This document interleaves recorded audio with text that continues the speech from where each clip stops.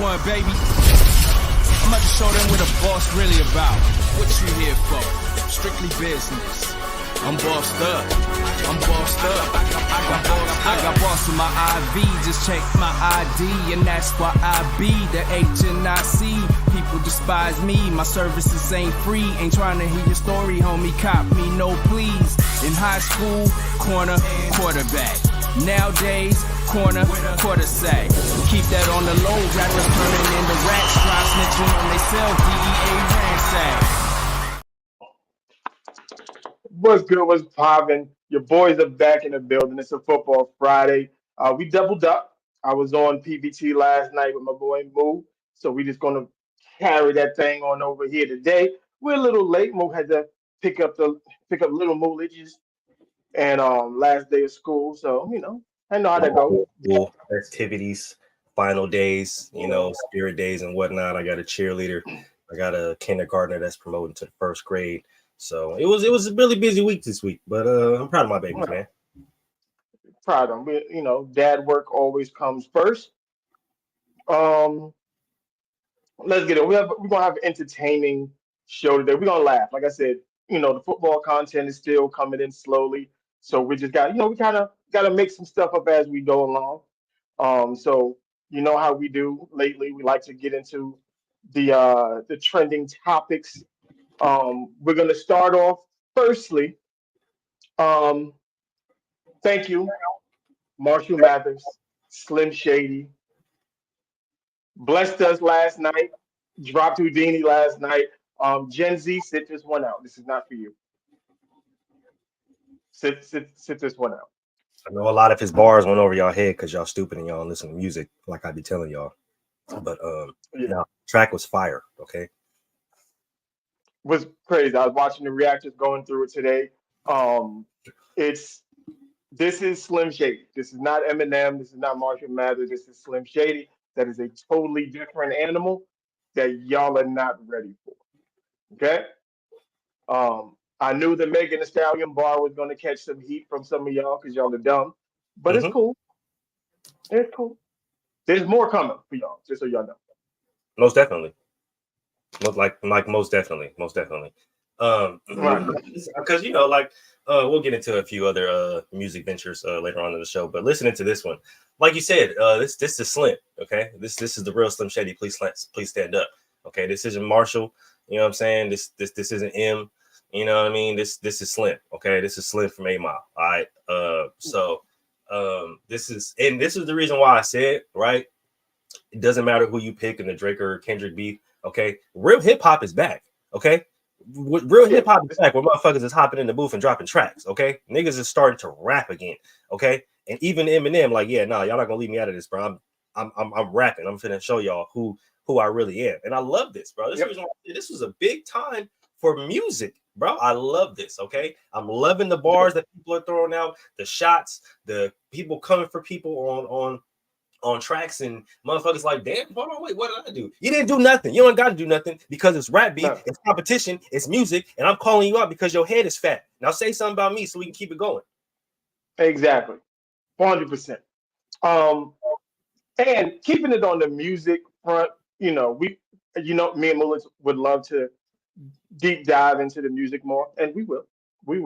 Music, by Mel and Moo or Moo and Mel. How do we figure it's gonna come? It's on its way. We cooking it up. But I have a segment that I want to debut today, and let's see. Let's see how we can make it.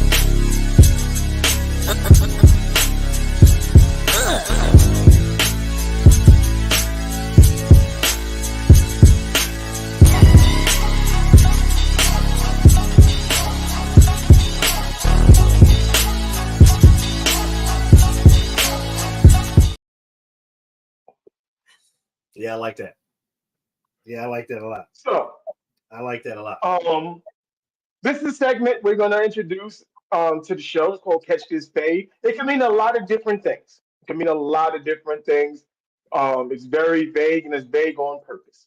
But the inaugural Catch This Fade is going to Mr. Darren Waller. Step up and catch this fade, brother. For some of y'all who don't know, Moolage blessed me with this early. I had to adjust, and it just so happened I was editing this whole Catch the Fade thing. I didn't even know I wanted to debut it today. But Darren Waller, step to the front of the class, sir. Um, you gonna catch this fade. And for some of y'all who didn't know that why he's catching this fade, I'm gonna play. I'm gonna play for you right. You know, in life, it's hard to love. It's hard to be free. It's hard to give all of your soul and have your heart broken in return, but it's time. Take your time ahead. Just take a time out and feel the nights we opened up and we knew how much that you and I were real. How long I gotta climb up this hill. I'm tired and I wanna be still. Imagine if we fell out of tune, 'cause fuck, who knew that love could kill? Whoa, whoa, whoa. Okay, what in the T-Pain are we doing right now? Mr. Darren Waller? What is going on? She broke you that bad that you are singing on a beach? You have set light-skinned brothers back a billion years, bro. Like we was making out, we were pushing, we was coming back, we were strong. And then you go and do this. Why? Why, sir? No one asked for this. No one asked for this. Nobody asked. Like, you could have left this up. You took time out of your football schedule to shoot a video. Who's his man? Who's the dude that should have stepped in and been like, you know what? This not it, bro. This not it. Oh shoot! Oh, I can't, bro. My cheeks are gonna be permanently sore because this is crazy. I can't stop laughing. I'm telling you, I've been laughing since 3:30 in the morning yesterday when I found this on my timeline. Okay. This is ridiculous, man. Okay, so look. First of all, all right. Let me go ahead and gather myself. Okay, get my bearings real quick. Get other composure. Okay. First of all. All right. When Darren Waller came out and said that he was finna start rapping or be a rapper, okay, I thought I was actually gonna hear some bars, right? You feel me? Because like I didn't even know that was a thing. I didn't know that was the thing he said. Not like because I heard that him and Kelsey was going through some things, right? So in my head, I instantly went to Jim Carrey and Dumb and Dumber. So like, there's a chance. You feel me? I was like, oh shit, hold on, wait a minute, Kelsey be back on the market. You feel me? It's good, right? So then I'm like, okay. And then I hear he finna start trying to be a rapper and all the stuff like that, right? So I thought I was gonna hear some bars, right? I'm like, okay, man, Darren Waller might hit us with some bars. My boy was out there in Vegas and shit. He got Kelsey Plum on the arm and shit. He might give us some bars about the alcohol addiction that he's got. I don't know. I might hear some bars. This nigga came out here on a country guitar line. I didn't even hear no beat drop. That's the cool part about it. Like I didn't hear no. I listened to this. He just jumped right in. It was like double dutch. He jumped right in. No nothing. No beat drop. No nothing, bro. He just said, "I just need Tim McGraw to go crazy on this acoustic guitar for me real quick, and I'm finna get in here and sing. Like my name is T-Pain, but I'm not T-Pain. You feel me? And when he came on here, sounded like 2008 Kanye without autotune. I lost my mind. Then had the nerve to say, when we get out of tune, nigga, you out of tune right now. Right now, you already started there. You already started out of tune. First of all, okay, what? And this is the thing. I ain't gonna lie to you, Mel. I've been asking this question for a while. What the fuck have y'all been doing with music videos lately? Like, I don't know. Back in my day, you feel me? I may sound old when I say, but back in my day, the music video correlated with the song. With the song. Right. Like Paul Wall with the grills. That He no was a longer grill exists. shot with the grill. You feel me? Nelly with the Air Force Ones. You know what I'm saying? He had the Air Force Ones. You know what I'm saying? Like, you feel me? New York or New York State of Mind. You feel me? You got Jay-Z. You got Alicia Keys. They in New York and shit. The music video correlated with the song. If Rihanna Diamonds, you got diamonds raining from the sky. Like, it correlated with the song. Nowadays, you niggas are just sitting out here doing some random ass shit, talking about let's make a movie about what? What are y'all doing? What is the motive? What are you doing? Why are you on the beach with a table? How'd you put a table on sand? And then where did the trailer come from? Why is there a trailer? It's not even an upgraded trailer. It's 2004. You got a 1997 trailer.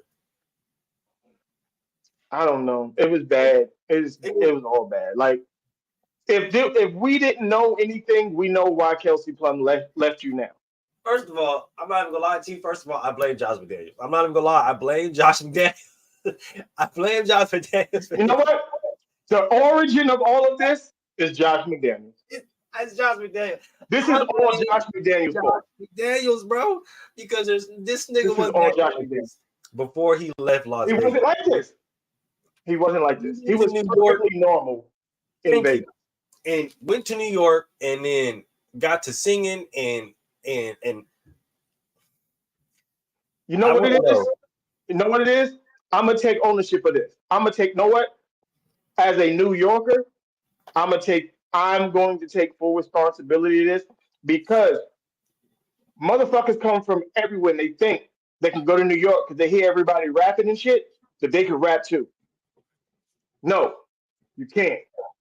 Here's the problem. The saying is, if you can make it here, you can make it anywhere. Make it anywhere. It doesn't mean you can come from anywhere and then make it here. You can't do that. That's how that. Thank you. I like how that's put, because that's exactly what that means. Okay, but here's the thing, right? I don't understand what it is about these motherfuckers that want to rap and then they want to get on the track and sing. It's like we had a whole conversation about this on Gentleman's Talk. Like, y'all want to be artists, okay? Because a lot of y'all can't rap. Yeah. This thing, you could have went out there and busted into any other scene. You could have busted into the New York drill scene. You could have been on some chill, kind of like emo rap type shit vibe. You feel me? Like, that all would have worked, right?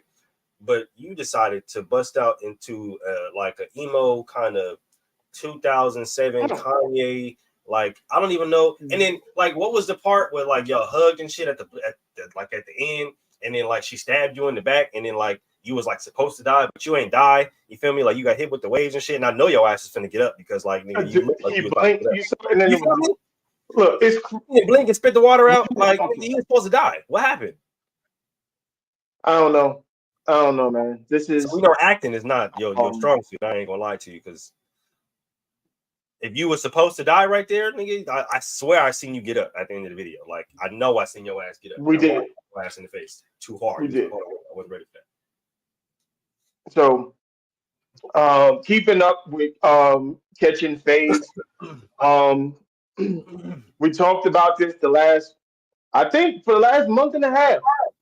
Kansas City Chiefs, y'all are wilding. There is something in the water in Kansas City that players feel they need to end up in the news. So the latest dodo in the Kansas City Chiefs organization to get arrested is defensive lineman Isaiah Buggs. Know what Isaiah Buggs did? He decided to leave his dogs in the crib with no supervision. Was it in the house? He decided to leave his dogs outside with no food, no water, and like basically crazy animal endangerment, animal torture type shit. Right. Like, you left him unattended. He is not going to be happy with that. Not at all. Not at all. The Kansas City Chiefs are going to flame out something crazy this year. I don't think this is too many distractions. If they do good, they do good. I'm just saying, as of right now, between Rasheem Rice, the two offensive linemen, now the defensive linemen, it's crazy. And then like Patrick Mahomes getting clowned because he showed up to OTAs fat. We're doing too much right now in Kansas City. I just felt like, first of all, these niggas ain't gonna have nobody to play if everybody in jail. I ain't gonna cap. You feel me? Like, if everybody gonna be in jail. Y'all ain't gonna have nobody to play, nigga. I ain't even gonna lie to you. Y'all gonna have to sign some niggas from the practice squad at this point. You feel me? I hope them niggas stay the fuck out of it. How are y'all getting some? Get ready. We might have to end up in Kansas City, Molich. I ain't even go, bro. Like, how are they getting in so much trouble in Kansas City? Like, this is crazy to me, right? Like, I understand Rasheed Rice, and that's the thing about Rasheed Rice. That nigga trying to save face. Oh, I'm giving out some pizzas and all kind of shit to niggas who need them. No, nigga, you need to be out there on the motherfucking freeway, motherfucking giving drive, nigga with the speedometer, nigga picking up trash and shit. That's what you need to be doing, nigga. Talking about getting pizza and waters and shit. People need them. No, nigga, you need to be worried about paying for that mom and that little girl hospital bills. How about that, nigga? Instead of giving out fucking water and shit. But I don't understand how these niggas is getting in so much trouble in Kansas City. What are you niggas doing? Y'all just won a Super Bowl. Stay your stupid ass in the house. Look, to quote the great David Chappelle, should have never gave you niggas money. Because y'all acting crazy. Y'all acting crazy. Like, I ain't never seen this many Super Bowl champions getting like y'all must be drunk every single day y'all leave the house because this is insane. Like all you niggas, the carryover is crazy. I think Travis Kelce is the only person who's not in trouble right now. Oh, I'm just waiting for the Travis Kelce Taylor Swift thing to blow up. That's the only thing left. That's literally the only thing they got left. You feel me? Patrick Mahomes fat. He been eating Kansas City barbecue, nigga, all off season, ribs and shit. Unless Jackson Mahomes come out here and just start, he turned into Diddy ×3. What's gonna happen is Brittany Mahomes and Jackson Mahomes is gonna come out that they had an affair. That's bruh. It's gonna kill fucking internet. Yeah. I'm telling you. Tear it up. So those are the two dummies that we got on Catch This Babe. We got that. Some other news. This one is a little different because this one is kind of it is kind of close to home. Krishan Rock. Last night, Krishan Rock played in her first women's professional football game, and I must say, she was looking pretty good. She is famously known for being in a relationship with the rapper Blueface, and she has gone from tearing shit up in the house to tearing shit up on the field. You know they got her aggressive ass at running back. She's just trying to get to the sideline, right? Psych! She might be the closest thing to Marshawn Lynch we done seen. That ain't no small woman either. She really put old girl on her back. Hey, why Krishan get up like she was Saquon Barkley or something? Real talk, the way she running that football and the way she moving out there, I know her and Blueface be doing Oklahomas in the living room. Yeah, I know Blueface used to play quarterback, him and Krishan on some love and football shit. In sports, there are 3 things we should fear. LeBron coming down that lane, Tom Brady in the 4th quarter, and Krishan Rock lowering her shoulder. Nah, we gotta run that back real quick. I don't know who teaching form out there, but somebody gonna get hurt. Nah, for real though, she out there giving women CTE. After this move right here, we will no longer be calling her Krishan Rock. She will now go by Krishan McCaffrey the way she running this football. Y'all know I coach women's football, so this was cool to watch. But Krishan Rock playing football is wild work. You hear me? That is wild. Shout out to her. I mean, if this is the way she gets to work out her aggression and her anger on a football field, I'm all here for it. So shout out to her for stepping on the football field and doing what she do. But the commentary was crazy. That's this loving football shit. That's fucking hilarious to me. And Krishan, what they call it, Krishan McCaffrey? Yeah. Krishan Barkley. So Krishan Henry. I'm here for it. So I'm actually gonna have to look up, see what team she played for. Might have to send the girls out there for a little scrimmage or something. Hey man, I'm just saying, you feel me? If she hit the market, you know what I'm saying, it's all good. You can come to Vegas. We got you. Yeah, I told you, I'm opening up a camp. I'm doing a wide receiver camp, footwork camp, all that good stuff, for men and women. So come on through. We can bring the cameras. We can do all that, blow the kid up. I've ever seen in my life. I'm not even gonna fucking lie to you, bro. This is the greatest thing I've ever seen. This is very appropriate because I've been saying this woman is a rabid pit bull, okay, and she needs to be put either in the MMA somewhere, or on the football field, okay, because. Like with some coaching, I can make that work. I can make that work. I think I think she can be solid, right? I think you know what I'm saying, I like the footwork, right? She was ready footwork, ball was high and tight, right? She, you know what I'm saying, carried that pill, you know what I'm saying, Yeah, let her loose. she's not afraid of contact, clearly. Right, you know what I'm saying, not afraid of contact. That's the biggest part. She gonna hit that hole. So I think, yeah, it's her potential is through the roof. I honestly thought, you know what I'm saying, with how aggressive that she is, that she would probably be on my side of the ball defense, right? And I put With her at wide defense, right? Right, receiver. yeah. I can put her Outside out, linebacker. bro. I'm trying to tell you what. Just read the hole and fly. Hit whoever has the ball. I'm trying to tell you, she would murder shit. But I ain't gonna lie. I like the running back positioning. You know what I'm saying, I like the speed. I like the vision. I ain't gonna lie to you. It's crazy to think that her and Blueface was doing Oklahoma drills. I'm not even gonna lie to you. I can really see it because they was in that house in That would be LA. crazy. And I'm not even gonna cap. I think Blueface's first baby mom was actually like the coach that had the whistle. You feel me? And the son, the oldest son, I think he was the water boy. I think it was all correlated, right? You know what I'm saying? It was just one Yeah. big Super Bowl, one big happy family. I think they had like, they was basically having like mini practices because he had a football field in his backyard. You feel me? So I think they was having practice and stuff like that at his crib, just getting her ready because he in jail right now. You feel me? So he can't really do nothing about it. You feel me? But while he was there, he was getting her ready and ripe. Like, nah, He was prepping her for it. You feel me? Because he played quarterback, right? So he knows how to read the defenses and shit like that. It makes sense. While she was playing tailback, he was probably working on handoffs and shit. See, I'm trying to. It all makes sense, right? It literally all makes sense, right? And then they was using the first baby moms to like simulate where the linebacker is going to be to where she can cut off of, right? You feel me? And they had my young boy, you feel me, with the water and shit like that, and he was, you know what I'm saying, called. I think this was, like I said, I think this was orchestrated, and I'm not even gonna lie to you. I'm proud of her. I want to see her on the big screens. We need to get her out there in Vegas, you know what I'm saying, and get her on a nice low solid regimen. And I think we can get her right. And I think it's dope because if somebody like her brings awareness to women's pro football, that'll be a really good thing. So shout out to her. Hopefully she's recording and doing a little documentary on her journey and playing football and stuff like that to highlight herself and the girls and the organization in which she's playing for and stuff like that. So kudos to her. Appreciate that.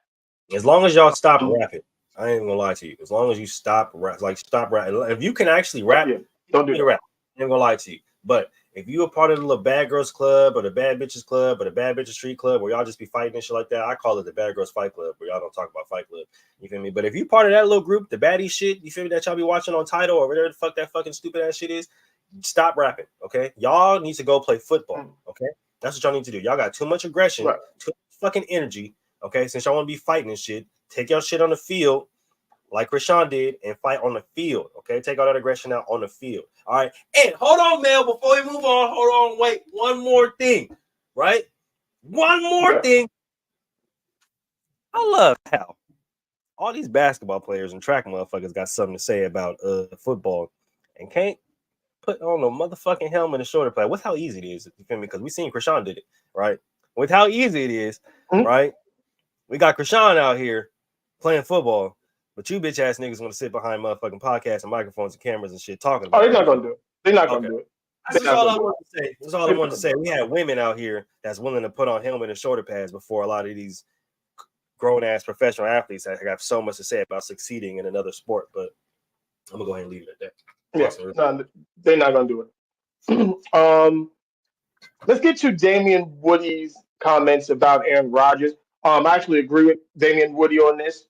They had a conversation, and it came up where he was asked. I don't know if he was asked, but he was more or less insinuating that we can make a case, and I've said this before, that Aaron Rodgers is a little overrated based on his career and the things that he has and has not done. You can make the case that he has underachieved. My comparison to him, everybody knows I always make this comparison. He's the LeBron James of football, where the height doesn't equal. Well, I won't even say that now. I'll even be nice right now. LeBron has separated himself from Aaron Rodgers, but with the MVPs and all of the things that Aaron Rodgers has done in his career, the Super Bowl appearances, the Super Bowl wins, they don't equate to the type of reputation he is given. I don't believe he belongs in a conversation with Tom Brady or Joe Montana or Peyton Manning. He doesn't belong in that. He's probably in that second or third tier, probably the third tier to keep it a being, because he only has one Super Bowl. So what do you say? I think. Well, I'm not gonna say LeBron James because he kind of separated That's himself. why I said he separated. This was before. This was before the 40,000 points and all of that other nonsense. You know who I will say though. I will say he reminds me of, and this might sound crazy. He reminds me of Nikola Jokic, and here's why I say that, right? Because everybody has deemed Nikola Jokic this crazy superstar where he How is. how is it disrespect? Peyton has two. Peyton's been to 4 Super Bowls. And we'll get there. We'll get there in just a second, right? But like I compare him to Nikola Jokic in this sense because both have one ring, both have multiple MVPs, but when you really look at it, both should have been in championship situations a lot longer or prior to them actually like being like with Aaron Rodgers, right? He got the championship in 2010, right? But that defense was stout. It was basically the team that Brett Favre had built, right? But Aaron Rodgers just took over. I corrected it. I corrected the LeBron. I said LeBron is he separated himself from that a little bit, but that's what it used to be for me before the 40,000 points and the stuff that he has right now.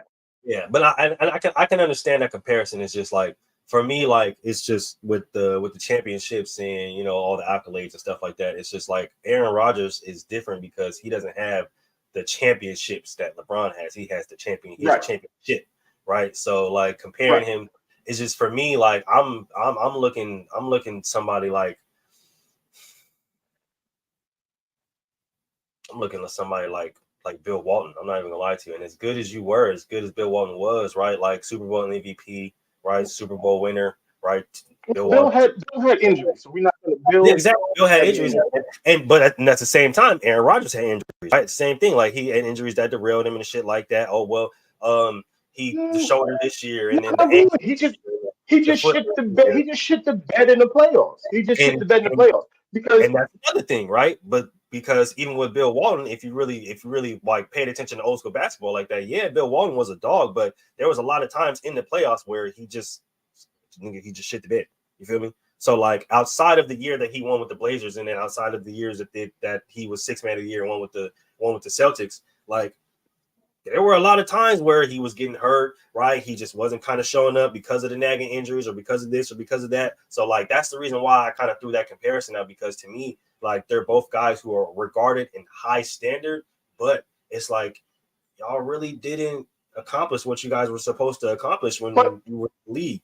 And I understand the LeBron thing because it's like the overhypeness, right? Like how people overhype Aaron Rodgers because of what he's done, right? But at the same time, like I said, it's like that's Brett Favre's team, technically, right? Like who was the elite quarterback that prevented Aaron Rodgers from getting to the Super Bowl in the NFC? There wasn't.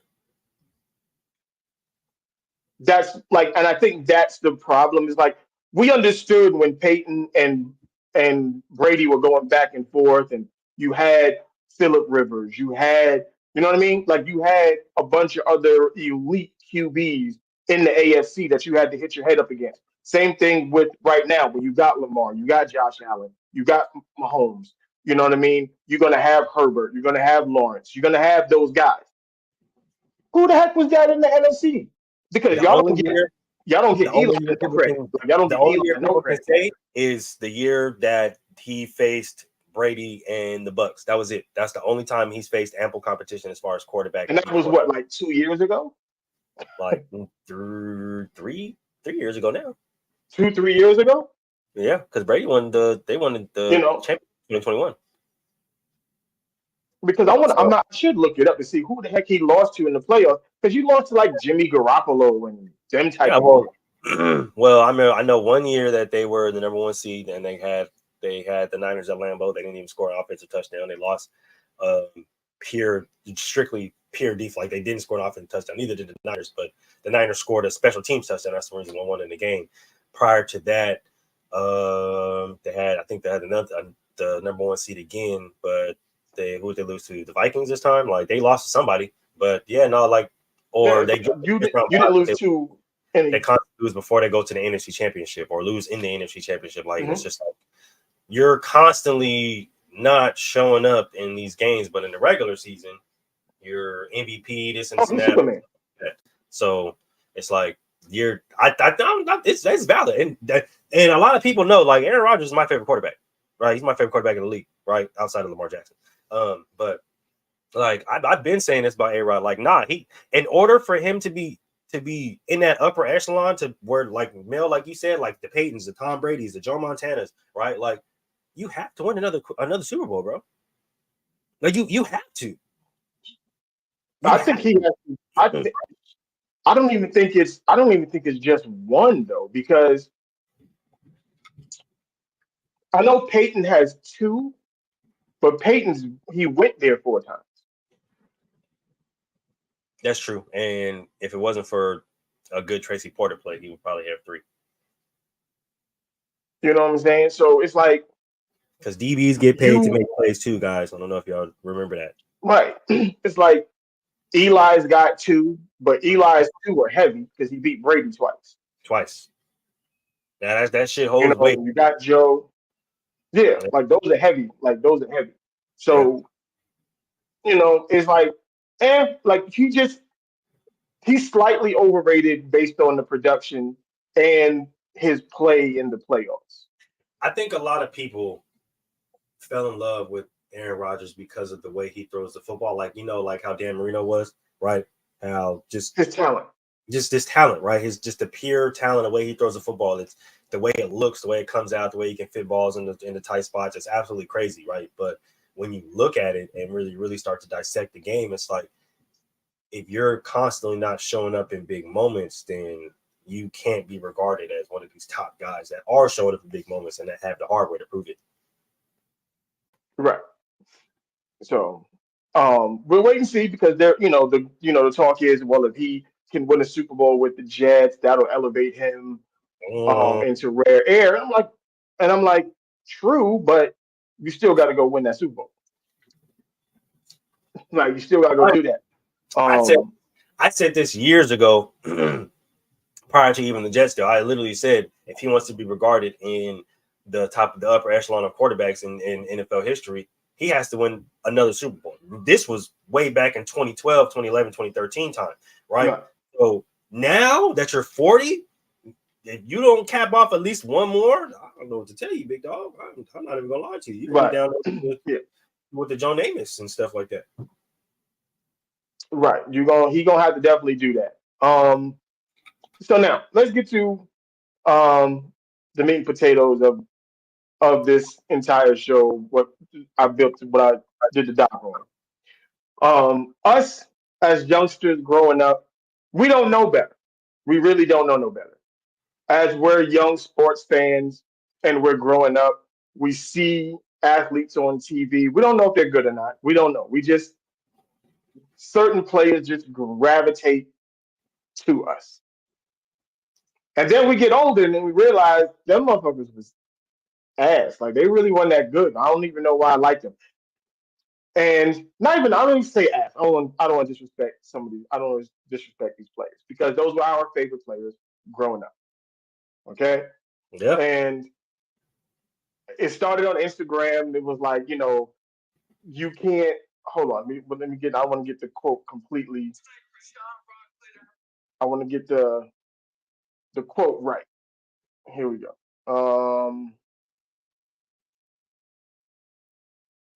The quote is,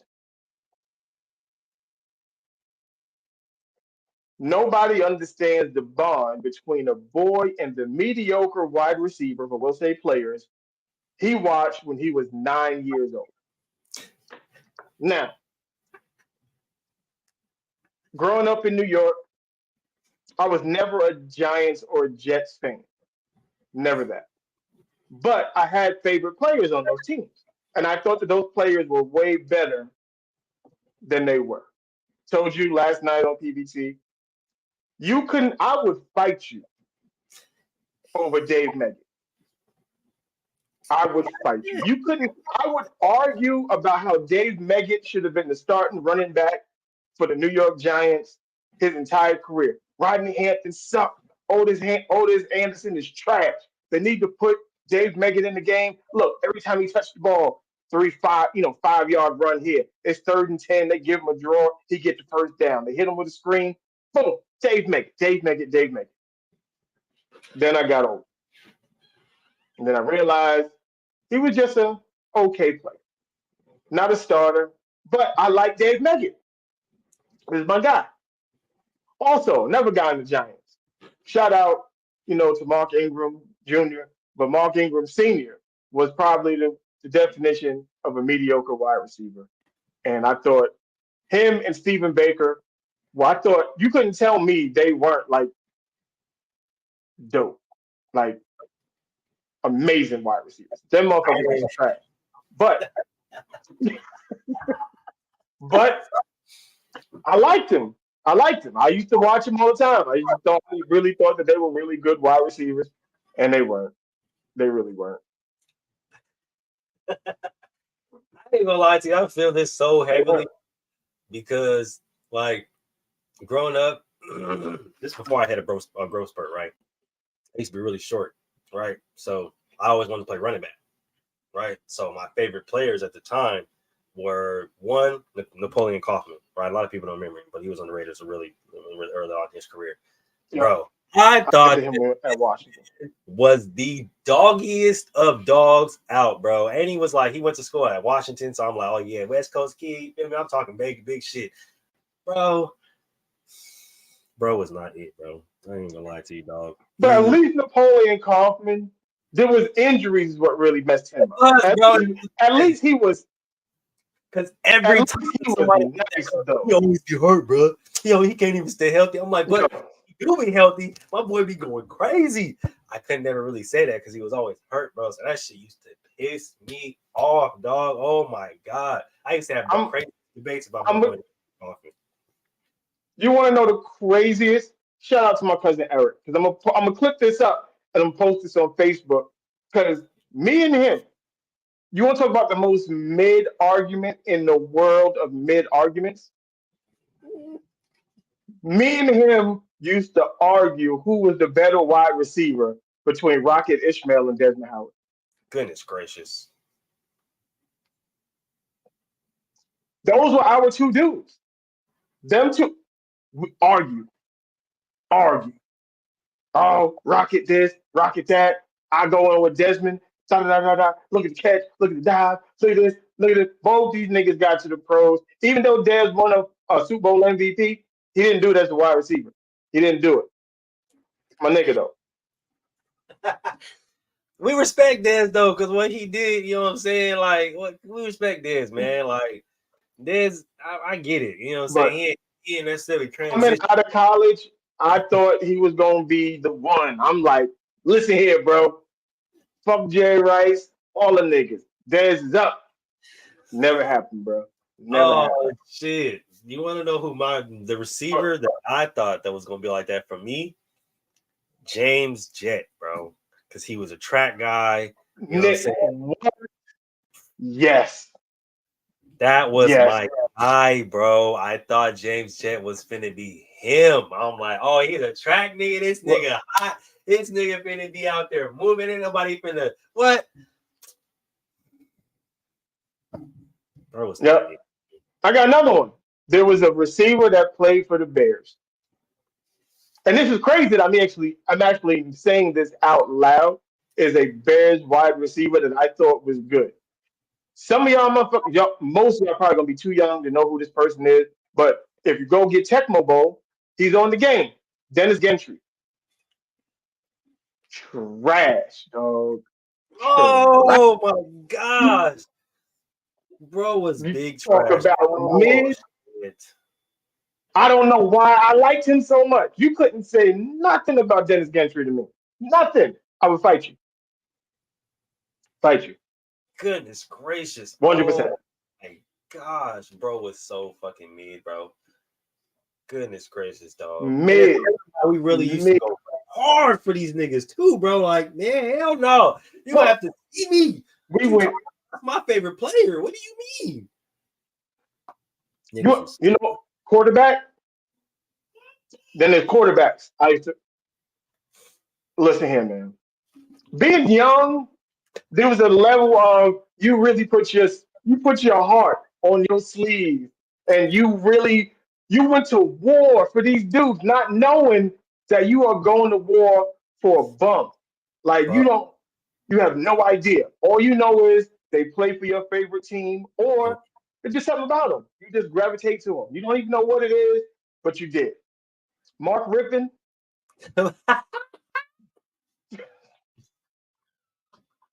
Hey, I'm not gonna lie to you. I was on that train too, bro.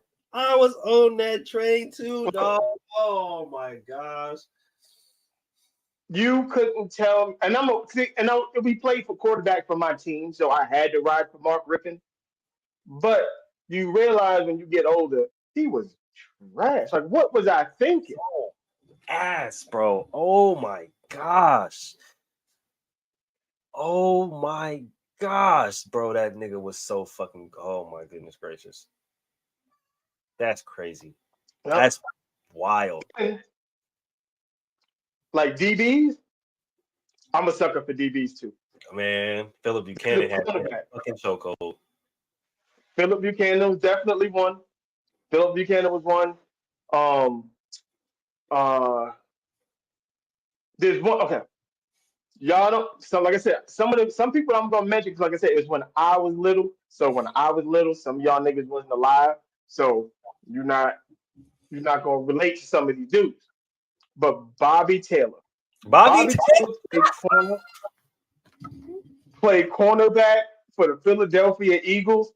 And I was like, he's gonna be the prototype. He's 6'6", long arms, can run. I said he is going to change the DB game forever. Trash. I mean, and that's crazy because he really had like all of the potential to be crazy. He should have been like, in my mind, I was watching the mutant version, like the new, like the prototype for cornerback. They're gonna find 6'6" cornerbacks all over the place. Because that's when wide receivers started getting tall, like the Randy Mosses and all that. Like so it was like, this is how you combat a 6'4" wide receiver. You get you a 6'6" cornerback. Man, that was so not the case for Bobby Taylor. Do you want to know who had me? And he's crazy because he wasn't even on my team. But do you want to know who had me in the craziest of chokeholds when I was a kid, bro? This nigga Jason Avant, bro. I swear I thought this nigga was the fucking... To Michigan. You are not... That was another one. I thought Jason Avant was going to set the world on. I'm like, coming out of college, I'm like, oh, nah. Telling me nothing, ain't even ready for Jason Avant. You wasn't telling me. His routes were smooth. He could catch the ball. Everything about Jason Avant was perfect. Crazy. Perfect. You wasn't telling me shit about Jason Avant, bro. I'm trying to fucking tell you. Nope. I was like, that guy is finna be insane. No. Yep. Oh. Yep. That, bro. There was another dude in Michigan. I thought he was going to get to the pros, and he went to the perfect team. Jeremy Gallon. It's crazy. Do you want to know? That's crazy. Yeah. That's crazy. Yeah. I was like, he went to the Patriots, and I was like, perfect. Oh, it's done. I said, y'all gave. Now there's a weapon on the outside in New England. I don't know what happened to Jeremy Gallon, though. It just did not work. Did not work. That's crazy. Oh my gosh. That's wild. Yeah, no, I mean, we really be having these whole high ass expectations for these dudes, and it's just like, and we watching them and like, bro, like that was disgusting as a kid. You think like, oh my god. Then you grow up like, this dude was ass, bro. What was I thinking? Oh my god. You know who was another one, but he was good, but still mid at the same time. And was me and my cousin would fight for this nigga, Eric Metcalf. DK Metcalf's uncle, man. Yeah, no, he was a solid return man, though. Metcalf did everything. You could put him at running back, put him at receiver. He was Christian McCaffrey and all these niggas before they even. You feel just me? Man, that man, it's crazy what we see as kids, and we really think it's like super stardom, bro. Like we're really thinking, matter of fact, damn. We talked about these two a couple of weeks ago. Steve Edmond and Quentin Coryatt. We talked about them. We did. I thought Quentin Coryatt was the new prototype middle linebacker.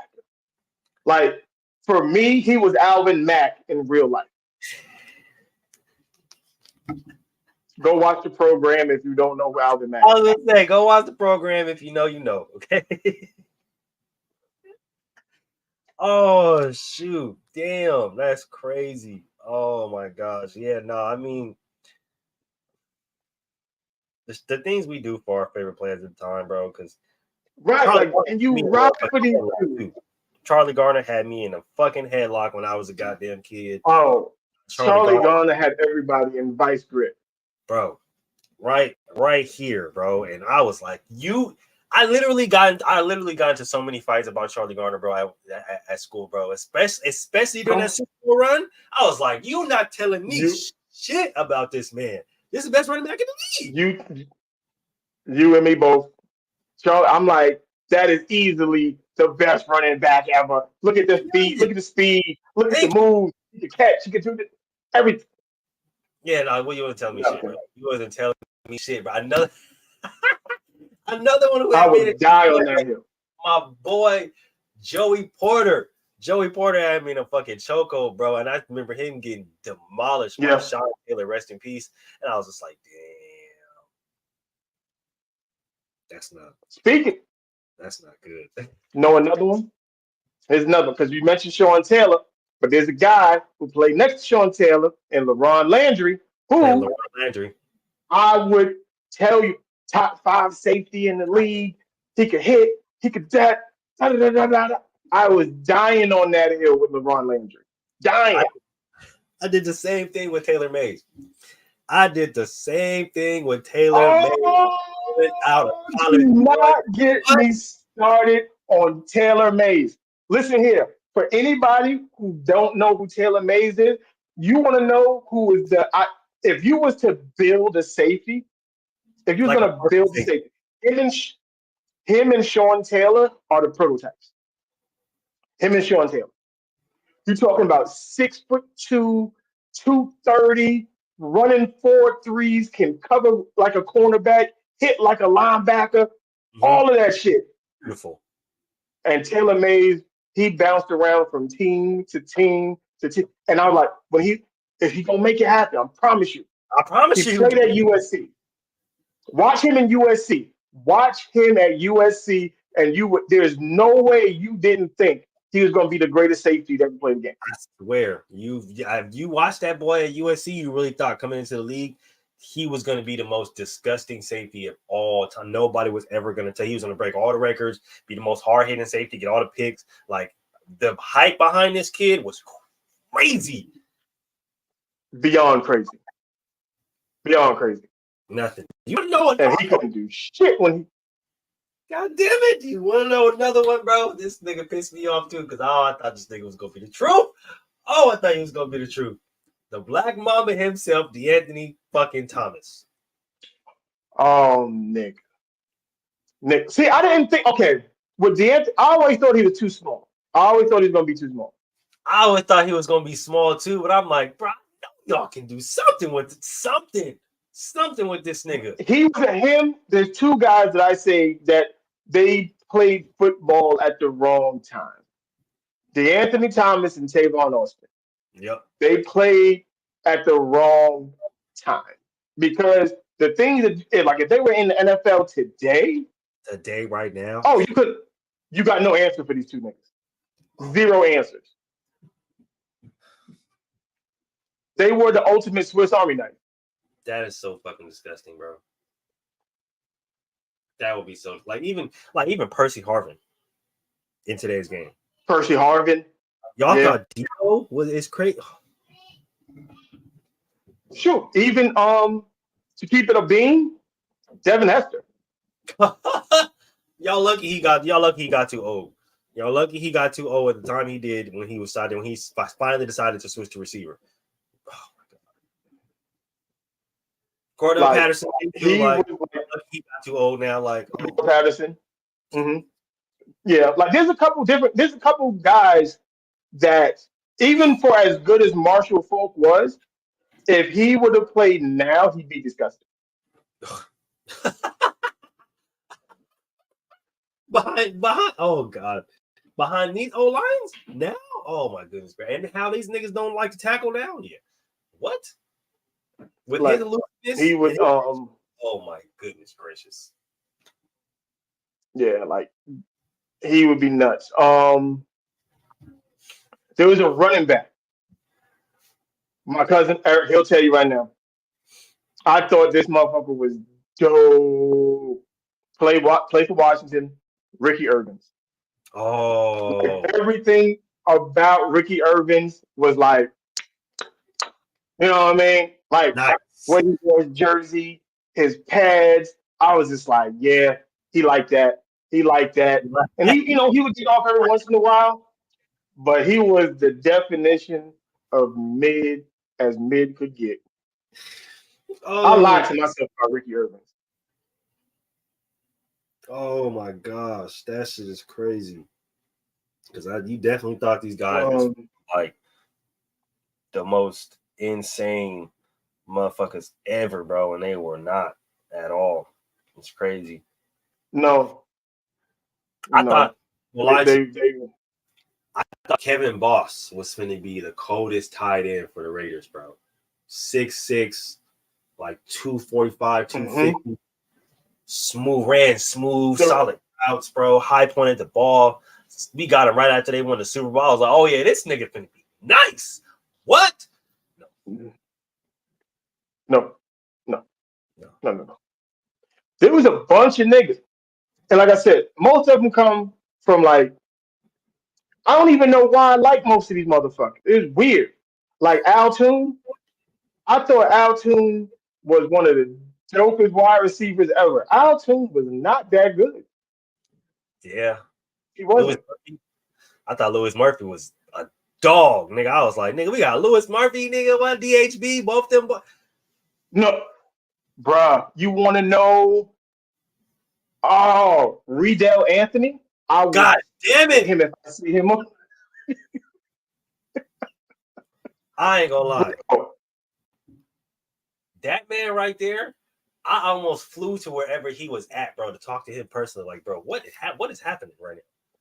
What is happening? There's no possible. There's no possible way. The fall off was crazy. Ridiculous. Everybody on that Florida team, though. Literally. Nah, I ain't even gonna lie to you. Literally. I ain't even gonna lie. That should be crazy, bro. You really sit there and you would think like, man, these guys. And it's crazy because you really don't know, like, man, why do I rock with these guys like this? Like, man, like, tough. You know what it is? And this is a credit. This is why the NFL works, and we keep saying it so much, is because the marriage between college football and NFL works so well that when you watch a kid as a sophomore and he's a junior and then he graduates and then he goes to a team in the NFL, like you done followed him for already 3-4 years already. Yeah. So you are complete, because in college he could fool you.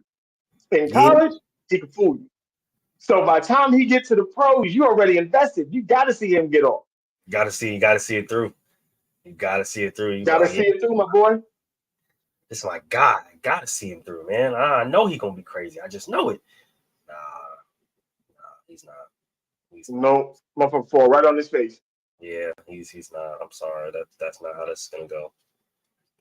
Bro's gonna be ass. It is what it is. Yep. Let's. We can go on. I can go on date with that one though. That's Man, I'm trying to tell you.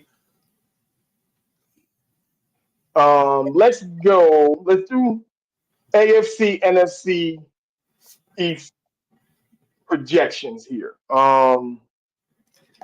Let me pull up the schedule real quick.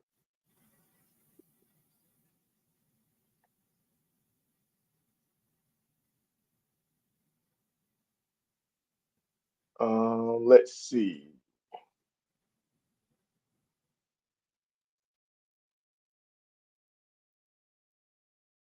Wait a minute. My it's pulling up the old schedule. I don't need that. I need the new schedule.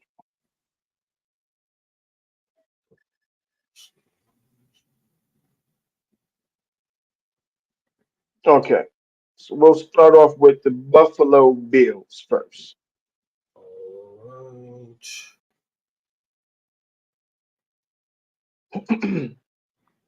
Now, Buffalo is going to be in an ill spot because I don't think Buffalo going to be. And this is crazy only because I like Keon Coleman.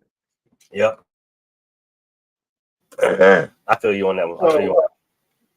Definitely feel you on that. So we're going to hold on. See now, my schedule's not want to die on me. Their schedule's not bad. Schedule's not too bad. Yeah, not too bad. They got a pretty solid schedule. I think it's gonna be they should be competitive. Hopefully. I don't know. Well, we'll see. Let's see. Hold on. We're gonna get it. I'm just hoping. Hold on. I just didn't want my phone to die on me. I just want Keon Coleman to have a good season. That's really about it. I'm not gonna lie to you. If he come off, he's my rookie of the year. Yeah, if he come out with about 1,200 receiving yards, and I'm like, oh yeah, that's a solid season. Yeah, I got him as my rookie of the year, my offensive rookie of the year. I think because he's going to get a lot of targets with Stephon Diggs leaving and Davis going, so they're going to need somebody to make some plays. But they open up week 1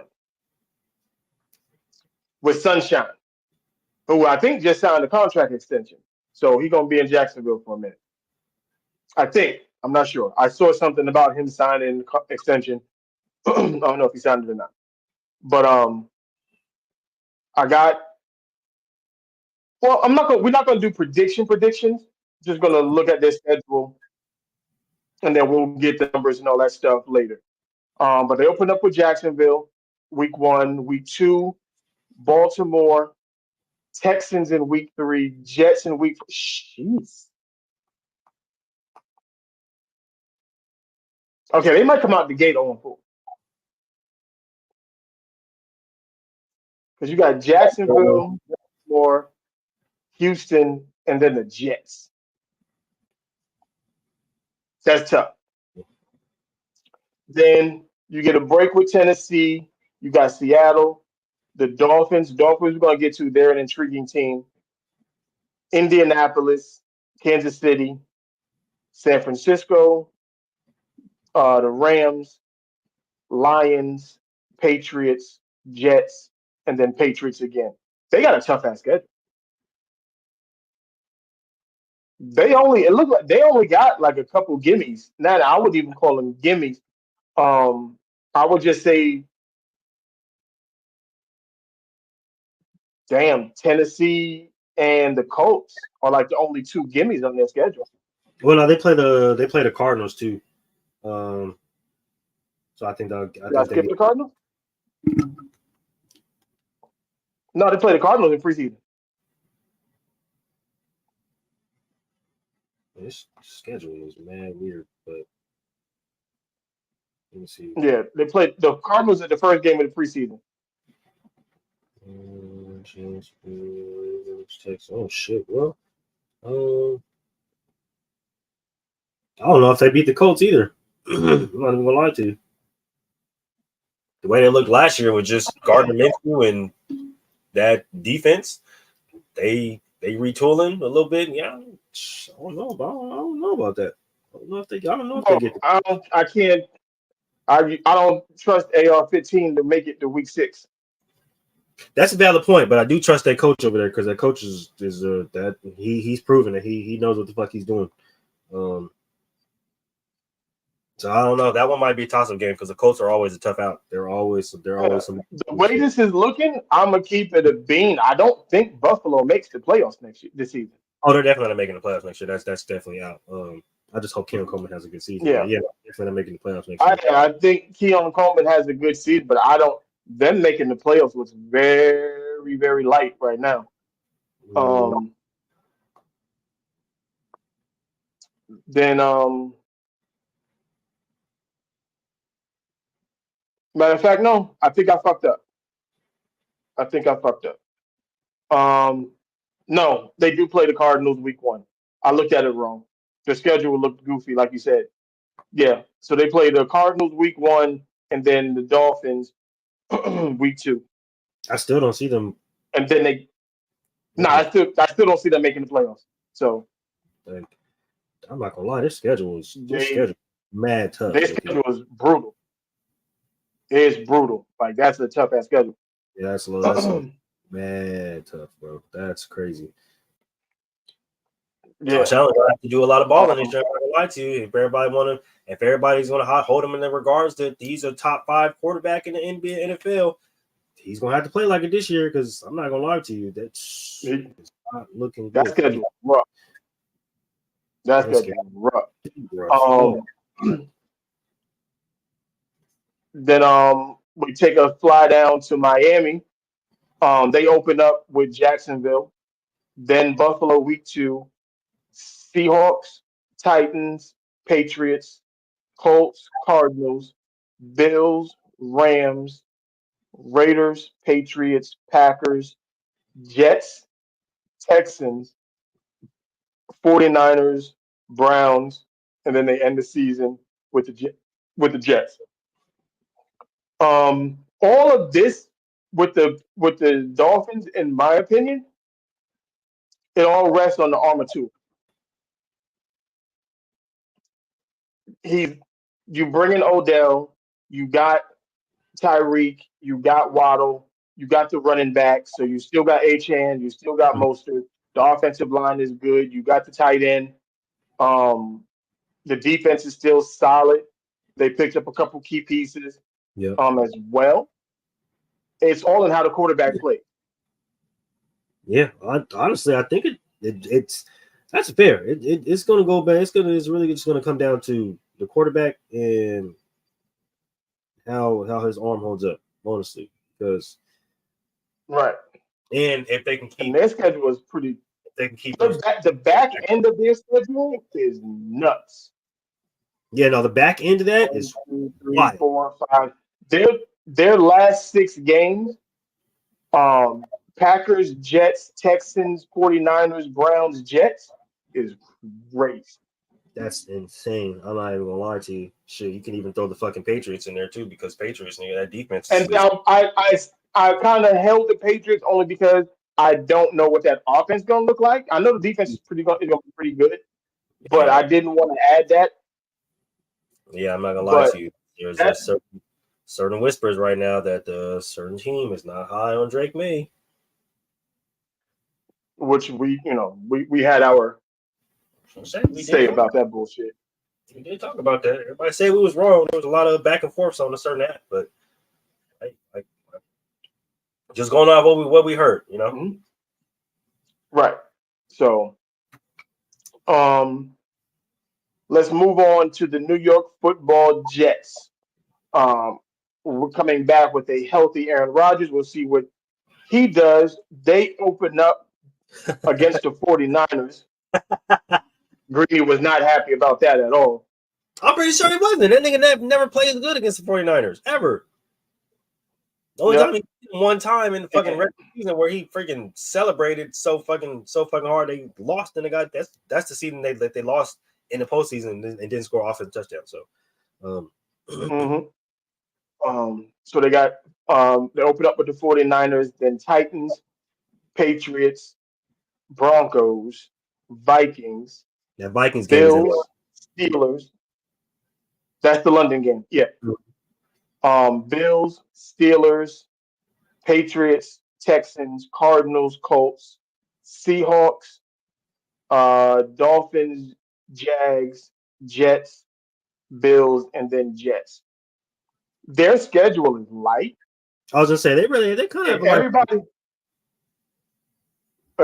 If Aaron Rodgers stay healthy, they can win 10, 11 games. Yeah, I mean, that first game that first game is gonna be a test game. I'm not gonna lie to you, right? It's gonna test everybody's will, right? Just to really see how everybody's coming to play this season. But from then on out, it's kind of like their next 4 games. You play the Titans with Will Levis, Patriots rookie quarterback, Broncos rookie quarterback, Vikings rookie quarterback. Then you're going to have Bills, and we don't know yet. Steelers going to be a tough game. Patriots again, rookie quarterback. Texans, tough game. Cardinals, you should win that. Colts should win that. Seahawks, tough game. Definitely. Dolphins, tough game. Jags, tough game. Rams, tough. Then Bills, and then Jets. Bills, and then Dolphins. And I think you can get 10. Yeah. It's going to come early, though. Like, the bulk of their wins going to come early. Yeah, no, most definitely. It's definitely going to come early, like middle in the season. And they're going to have to put together some really, really strong wins late in order to kind of secure possibly maybe a wild card spot if they don't end up winning that division. I don't think. Well, I don't know. If Miami doesn't end up winning that division, they got to secure a wild card spot. I think Miami wins the division. Yeah, I think Miami wins the division, and the Jets come up. They're right behind them. Maybe they get. Yeah, I could say 9 to 10 wins. 9 to 10 wins for the Jets. And then we get to the New England Patriots. They're gonna have a rough season. It don't even matter. Yeah, it's gonna be definitely rough for them. The games is gonna be really bad. Because this is their first 1, 2, 3, 4, 5, 6, 7 games. They're opening up the season 0-7. I'm gonna tell you this right now. You got the Bengals, Seahawks, Jets, 49ers, Dolphins, Texans, Jags. Then you got Patriots again, Titans, Bears, Rams, Dolphins, Colts, Cards, Bills, Chargers, maybe win. Patriots. Bills. My bad. Yeah, if they win 4 games, that's a good season for the Patriots this year. I was gonna say if they can cap off at least 4 to 5 wins, that should be a solid season to kind of build on. Not gonna lie to you, just the way their offense is, because they still don't got no solid receiver. They still don't got a receiver to really go to ball to over there. So well, they're gonna be drafted number 1 next year, so they should they should be able to get a fucking wide receiver with a top 5 pick again. Y'all gotta do something because y'all don't got a lot. I'm not gonna lie to you. Y'all gonna need something to show. Okay, because y'all need. I'm telling you, you are going to need something. Okay, you gotta have somebody to throw the fucking ball to. All right. Drake May is not going to be the answer, unfortunately for y'all. Sure, it's not. Let's make this slide on over to the NFC East and the Cowboys over here in Jerry World. They open up week 1 with the Browns. That's the actually interesting game. You wouldn't expect that game that early because I think they're both really good teams. So it's the Cowboys. Okay, the Cowboys might have a problem on their hands. Okay, here we go. So they open up against Cleveland week 1. Saints week 2. Then you got Ravens, Giants, Steelers, Lions, Cowboys, Falcons. I mean 49ers, Falcons, Eagles, Hmm. Texans, Commanders, Giants, Bengals, Panthers, Bucks, Eagles, and of course they always end the season with the Commanders. The Commanders, yeah. Which this is a tough ass schedule for the Cowboys This is a very tough schedule. I'm not gonna lie to you.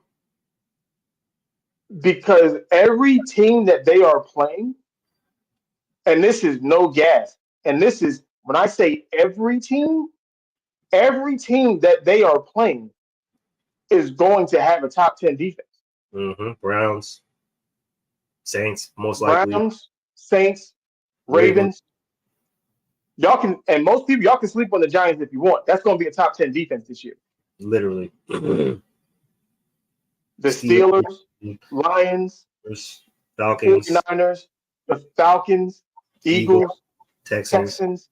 The Commanders' defense is going to be legit. It may be outside of the top 10. It's going to be around 12. You don't sleep on that The weakest defense, that's what I say. The weakest defense that the Cowboys are going to face is going to be the Bengals. I was to say, yeah, the Bengals defense, because the Bucks defense is really good too, especially in the red zone. Yeah. Ooh, this is gonna be a tough one. Oh, I'm not gonna lie, it's gonna be a tough one. It's going to be tough. And this, and I'm gonna say this. This may be the year the Cowboys don't make the playoffs. This may be the year. I think, honestly, I think that's valid, and I think that's what causes Dak to eventually walk. Yeah. I think this is the year the Cowboys don't make it. This is the year that they don't make that, they don't get that wild card this year. Yeah, no, I don't think so. So we'll go to the next team in the NFC East, which will be the Philadelphia Eagles.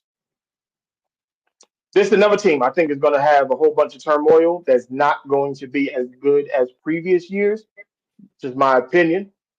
But they open up against my man Jordan Love and the Pack. First of all, that game is in Brazil. That game is in New Mexico. No, Brazil. No. That's in Brazil. Okay. That's the Brazil game. That's the Brazil game. Paulo, okay.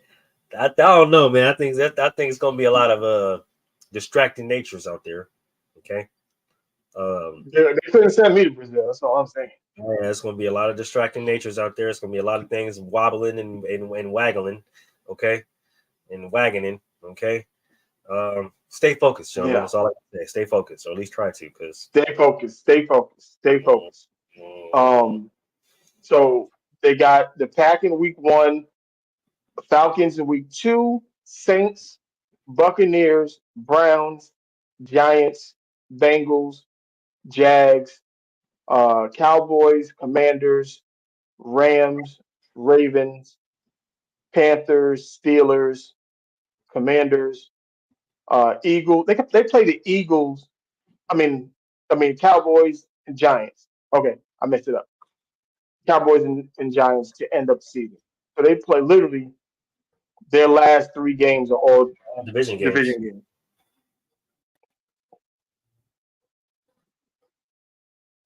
I think that's what puts them out of the playoffs.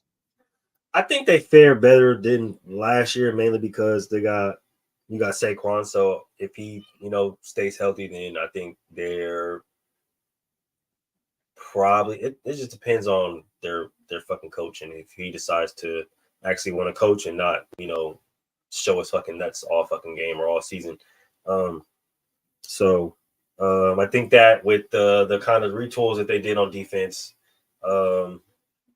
Jalen Hurts hopefully staying healthy the whole season. I think they have a better season. Well, not a better season last year because they went undefeated, but I think they suffer from turmoil early or only to kind of get it together late. I think it's a toss-up between who wins this division between the Commanders and the Eagles at this point. I'm not gonna lie to you. I'm flipping the NFC East upside down. I think Washington wins it. I think the Giants have a better season than most people think. Really, that's interesting. Yeah. They do. I think the Eagles I think the Eagles turmoil, everything that how they ended the season is how they're gonna come into this season, regardless of what they did. I don't believe in the head coach. I just think he's not good. He doesn't make the right decisions. And the AJ Brown situation seems to be bubbling up and getting worse. And there's already talks that he may not even make it to week one. They may trade him before that. So If that happens, I'm not gonna lie to you. That's a big factor. so That that definitely I just think a lot of the shit that happened last season just transfers over, and eventually they're just gonna have to get rid of they're gonna get rid of the coach by week five. He's up. He's gonna be out of the paint by week five, week six. Yeah, by week five, week six, he won't be the head coach of the Philadelphia Eagles. Well, like I said, if he's too worried about you know calculating or trying to add up wins and getting into the whole dick grabbing contest and I want to beat you by a lot of points and embarrass you in the regular season, but only to not to lose to you in the playoffs, then no, your job's not gonna last very long, bro, because that's exactly what happened to you last year. Mm-hmm. So it's on you, honestly. Right. So let's hit the Giants. They open up week one with Minnesota. Week two, Washington. Week three, Cleveland. Then the Cowboys, Seahawks, Bengals, Eagles, Steelers, um, Commanders, Panthers, Tampa, Dallas, New Orleans, Baltimore, Atlanta, Indianapolis, and then finishing out the season with the Philadelphia Eagles. They have a favorable schedule. They do. They And really do. this is why I think they're going to be better. Their record is going to who they play and when they play is going to help them a lot. I think it's smart trying to get the Commanders out the way early. I think they know that they're going to be formidable. I think they know they're going to be a threat. And I think they know that the Commanders are known for spoiling a lot of people's playoffs hopes. They fuck shit up, at the end of the season. So getting them out of the way kind of early is really, really smart. I think, I feel you on that. I think they have a really favorable schedule. And I think I understand what you're saying when you say that they're probably going to end up winning the division, mainly because their schedule is super, super favorable. And I think that there's some wins in the division that they can kind of cap off. And their out of conference schedule is light, like it's not crazy. Yeah, exactly. So they have a really good shot. They have a really good shot to win 9 to 10 games. Yeah, no, I think ultimately this league is going to be super, super competitive, or this division is going to be super, super competitive, and I think it's going to come down to the last few games, which I think they are smarter with their schedule. With their schedule structured than a lot of other teams are. Yeah, and the reason why I got Washington winning this division is really based off the schedule and how I think it's going to work itself out. So Washington opens up at Tampa. That's the first game of the season. I don't believe Tampa is going to be 100% ready to rock and roll, so they can steal that game. Mm-hmm. And then it just goes into they got the Giants week 2, Bengals in week 3. I don't think the Bengals are going to be that good. Cardinals, Browns, Ravens, Panthers, Chicago, Giants again, Steelers, Eagles, Cowboys, Titans, Saints, Eagles, Falcons, and then rounding up the end of the season with the Cowboys. Like, no, I their feel like conference schedule is weak as fuck. I feel like that first game, I feel like the Commanders might fuck around and get the Bucks. I'm not gonna lie to you. It's a test game for Jaden, and I think that game out. I think he's gonna show his ass that game. I think that's a test game for me. I think he's gonna show his ass. People are gonna be like, "Whoa, wait a minute, this guy might be ready to play." The best thing is that he's, as a rookie quarterback, no one's gonna have tape on him yet, so he can steal that in Tampa. And by the time teams really get film, the defenses he has to face after that aren't that good. And the teams in conference, those are in conference teams, so it is what it is. Mm-hmm. And by the time they get down to the back end of their schedule, I think they'll be in a pretty comfortable spot. Yeah, they'll be solidly rolling. I'm not gonna lie to you. I think they'll be solidly rolling. And I think by mid-season, Jaden Daniels with that receiving core and the running backs and everything, they should have a nice little groove going. That the momentum should be going. And like I said, I'm speaking as a fan first, so don't take my analysis on Washington too serious. Now, see, Jaden is my pick for rookie of the year. I know I was very critical about him going into the draft, but I think that developing right, I think in that offense, I think he'll be really solid. I think he's going to show a lot of people that he earned his Heisman, and he's actually here to play. I think a lot of these quarterbacks, a lot of people are writing off, are going to have some really, really good seasons. A lot of these young guys are going to have some really good seasons, and I think rookie of the year is going to be a really tough battle going into the season. I think it's gonna be real tough, honestly, to keep it a being, because there's always a guy or two that we didn't think about that's going to have a breakout season as a rookie. Exactly. You know what I'm saying? Like nobody knew Puka was gonna do what Puka did last year. Like nobody. You could have said, "Oh, I thought he was gonna have a good season." You didn't think he was gonna have that season, though. I mean, but if we're being honest, a lot of guys didn't even know who Puka was until he started to break out on the scene. So there's that. So, I mean, I think this season is going to be super, super crazy, super entertaining. And yeah, no, we're just getting started. That was the AFC East and the NFC East. What are we doing? What are we doing next week? We'll do We'll do the AFC and NFC North. Bet. So we'll just go down the line then. That's perfect. Yeah. Perfect. That is perfect. That is for sure. Because I think, should we hold off? Because I think the AFC North, that might be the best division in football. I think so. Let me see. I think this is probably going to be the most competitive, honestly.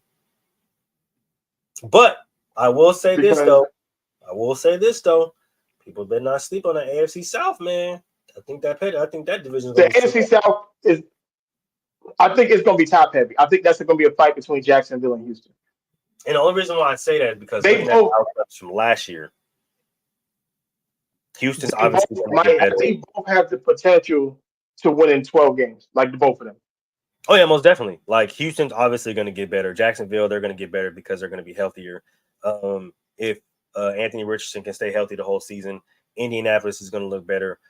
Tennessee retool with the receivers, and they got some O-line to protect the mayonnaise eater with the coffee. I like the quarterback.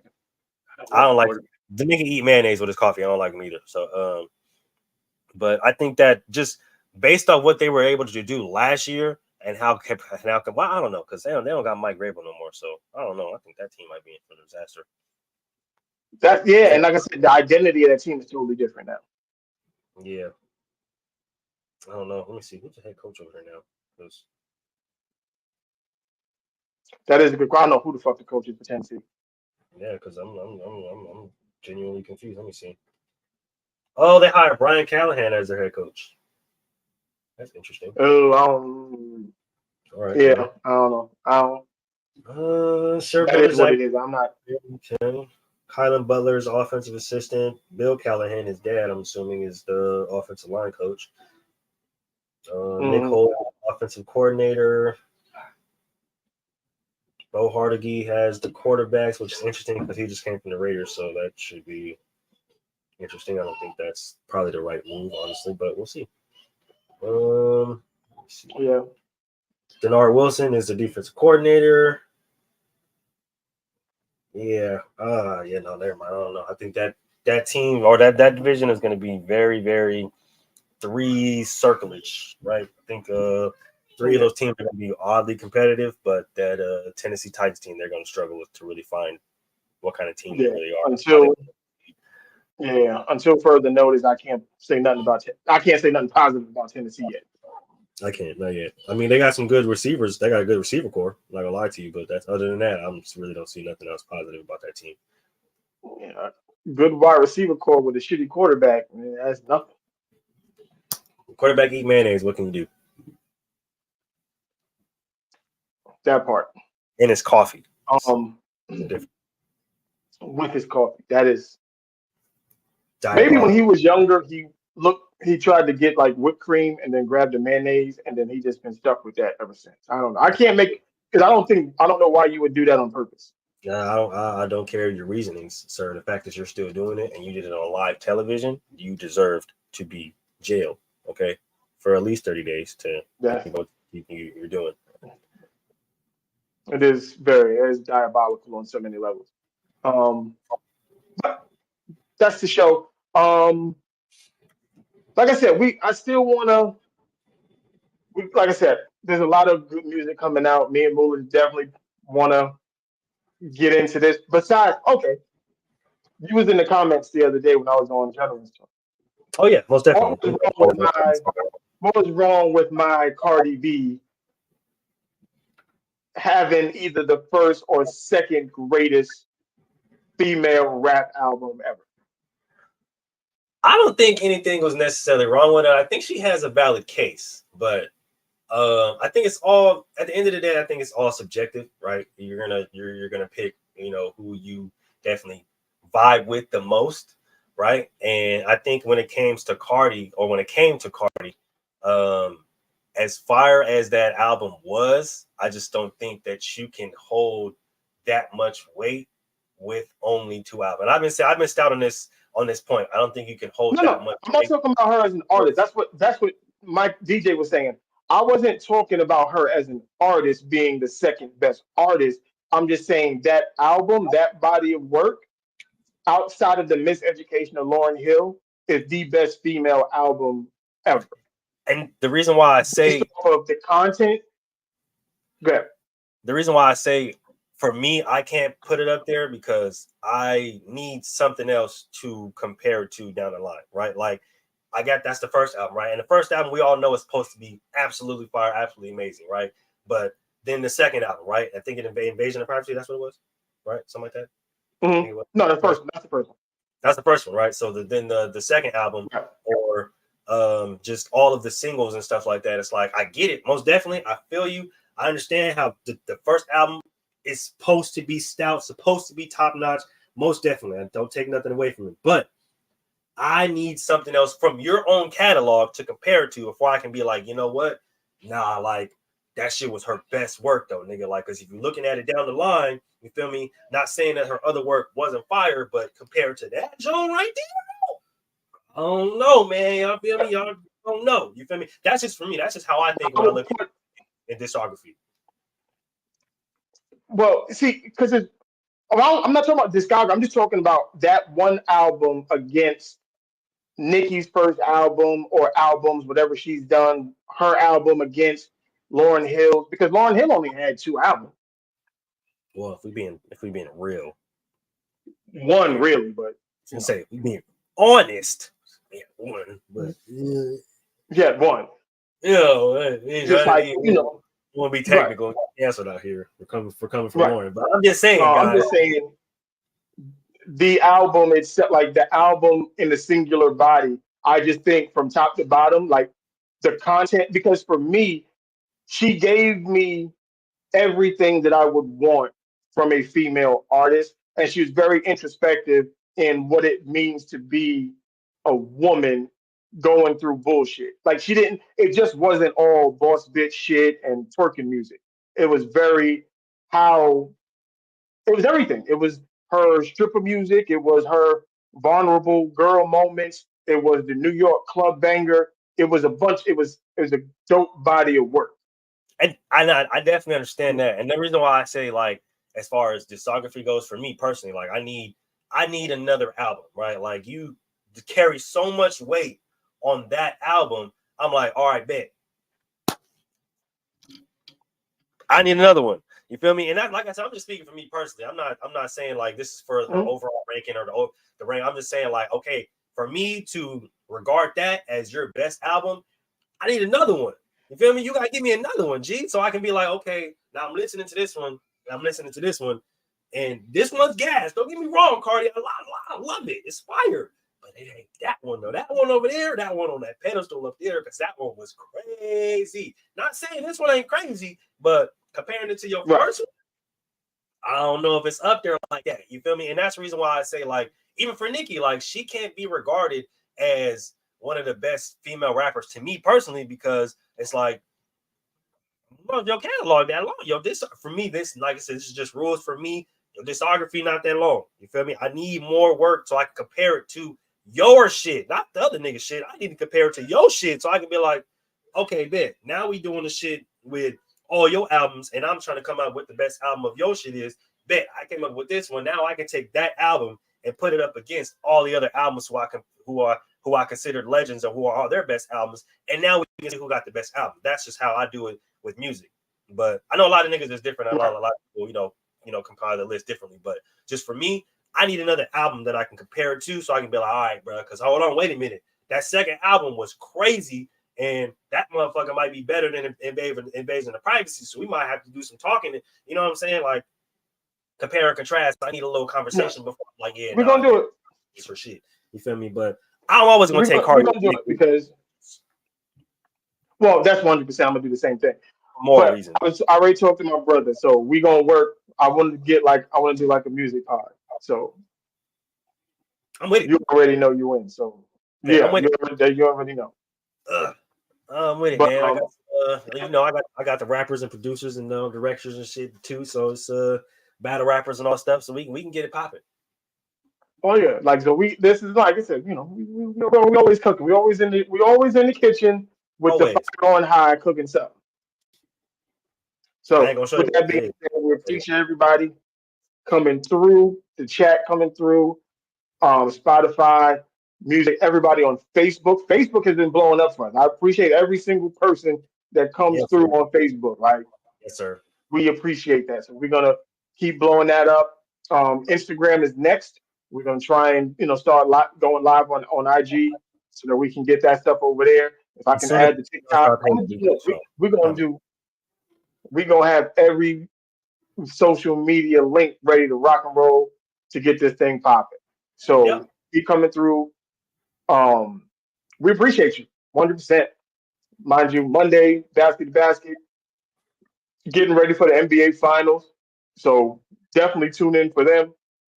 Wednesday, with Gentlemen's Talk, to get into this Beyonce situation. I'm going to have to jump in on that. That's going to be nuts. PVT on Thursday, and then back here on Friday inside the huddle. Yeah, man. Like I said, the From the Sideline train is picking up crazy steam. Man. Crazy steam. And we appreciate the after watchers, man, and the after listeners. We understand that everybody after watchers can't make it to the show when we live, and that's cool. But we appreciate y'all for tapping in with the show afterwards, tapping in with the links afterwards, because I've been looking at the numbers, and the numbers have been through the roof. So shout out to y'all. Y'all been having us go crazy. The subs have been going crazy. I know that, you know what I'm saying, summer's coming up, so a lot of people are going to be outside, which is cool. But don't forget, take a load off, come back inside, get a nice little beer, get a little beverage or whatever the case may be, and listen to your boys talk shit about some sports or whatever's going on in the world. That's it. Sit down, chop it up with us, man. We're gonna have some fun with it.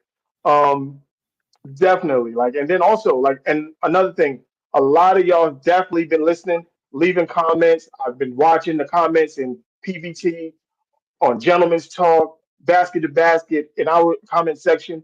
Keep leaving. It helps us. It triggers us. Hit that notification bell. Hit all Mhm. that. Hit us up. We here, man. We here. We Get us appreciate in the every algorithm. one of y'all. Get us in the algorithm. Get us in the rotation. Algorithm. Get us in the ads, man. You feel me? Get us in them pop-ups. You feel me? Get us in there, and we appreciate y'all, man. And we gonna make it come full circle. Yep, we make it come full circle, and you know what you gotta do with circles. Yeah, come on, push your button. Push the goddamn button. Push the goddamn